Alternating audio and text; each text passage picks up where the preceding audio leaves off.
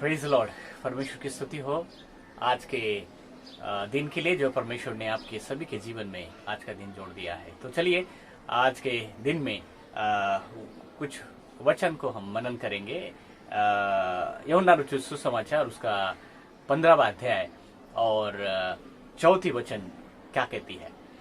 इस प्रकार से कहती है कि तुम मुझ में बने रहो और मैं तुम में। जैसे डाली यदि अंगूर की लता में बनी न रहे तो अपने आप से नहीं फैल सकती, वैसे ही तुम यदि भी मुझ में बने न रहो तो नहीं फैल सकते।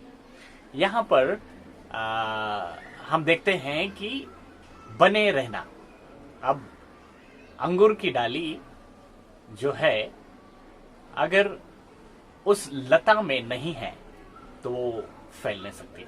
मतलब अंगूर अगर लाना है तो उस अंगूर को उस लता में बने रहना बहुत जरूरी है। मतलब कि उस पेड़ में बने रहना बहुत जरूरी है। पेड़ अगर डाली पेड़ में नहीं है तो फल नहीं दे सकती, और उस डाली को अगर फल देना है तो पेड़ में बने रहना बहुत जरूरी है। उसी प्रकार से इंसान का भी जीवन है। परमेश्वर का वचन आगे पार्ट में ये कहता है, अगर आप भी मुझ में बने न रहो तो नहीं फैल सकते।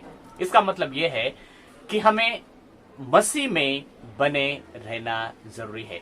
अगर हमारे जीवन में फल चाहिए, अगर हम चाहते हैं कि हम फलद्रुप्त हो जाए, आशीषित हो जाए, तो हमें मसीह में बने रहना बहुत जरूरी है। Without Christ we can not flourish, या without Christ we can not do anything. Like Paul says, I can not do without Christ. If Christ is there, I can do everything in Christ. Same way, my dear people of God, we need to abide in Christ. We need to abide in Christ. If we want to flourish, we want to have the fruit, so we need to abide in Christ. Same way, we have to abide in Christ.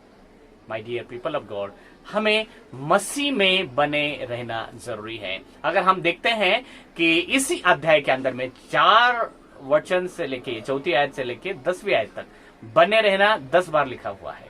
इसका मतलब यह है कि हमें स्थिर रहना बहुत जरूरी है, हमें जमीन में रहना बहुत जरूरी है। अगर फल को पाना है तो उस पेड़ को जमीन में रहना बहुत जरूरी है।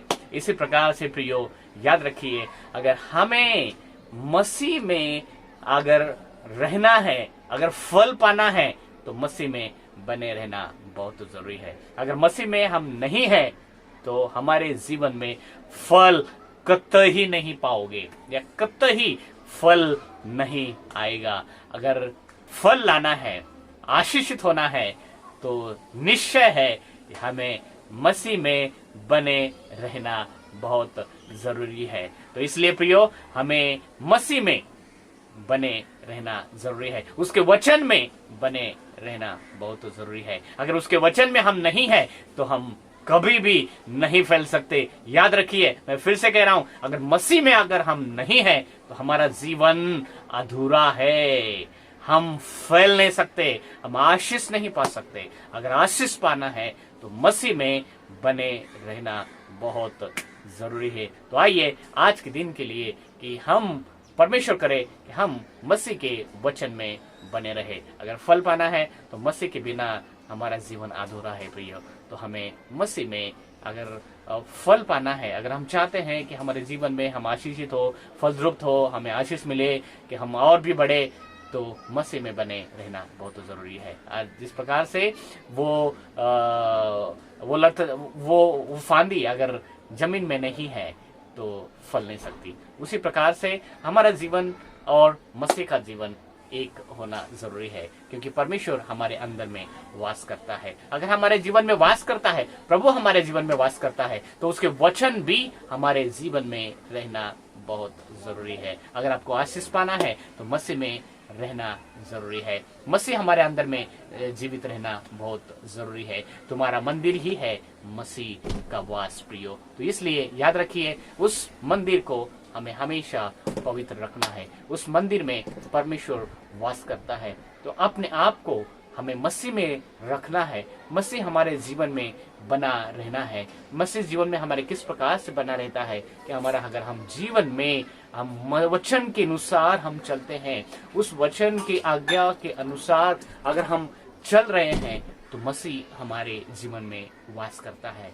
तो परमेश्वर करो कि आपके जीवन में मसीह हमेशा बना रहे और आप मसीह में बने रहे। परमेश्वर करे कि आपको इस वचन के द्वारा आशीष दे और हम मसीह में बने रहे, उस वचन में हम बने रहे जो परमेश्वर हमसे कहता है। परमेश्वर आपको आशीष दे।